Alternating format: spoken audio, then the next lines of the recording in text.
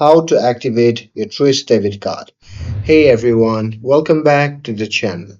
So if you just received your new Truist Debit Card, well here is how you can activate it easily using the Truist website. So now without further ado, let's get started.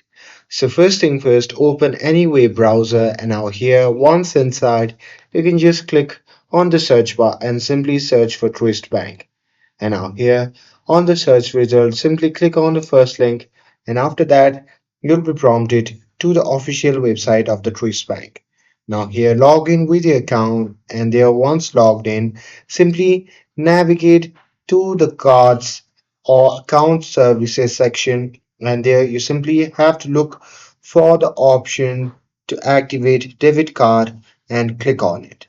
And after that, you simply have to enter your new card number and any other required information. And after that, you can simply click on submit or activate.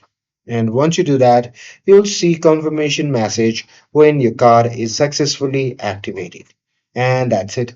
That's how you can activate your debit card on Twist website. With this, if you found this video helpful, then don't forget to like, share, and subscribe to get updated for more videos. Thanks for watching, and I'll see you in the next video.